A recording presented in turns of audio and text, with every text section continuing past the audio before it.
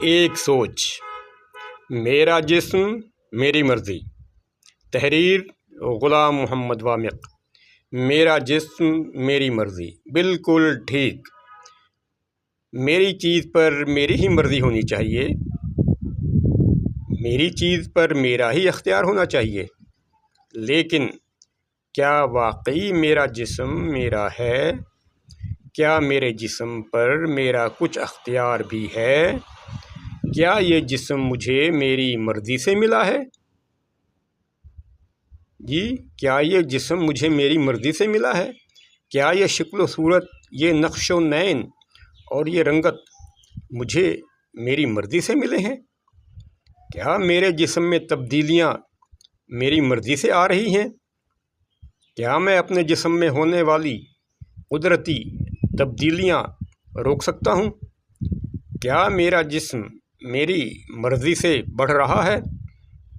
کیا میرا جسم میری مرضی سے بوڑھا ہو رہا ہے؟ کیا میرا جسم میری مرضی سے بیمار ہوتا ہے؟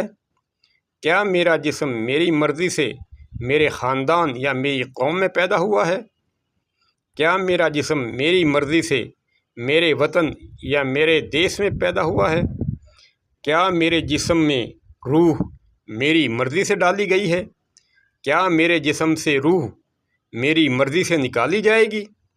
اگر ایسا کچھ بھی نہیں ہے تو پھر میرا جسم میرا کیسے ہوا، اور پھر اس پر میری مرضی کیسے چل سکتی ہے؟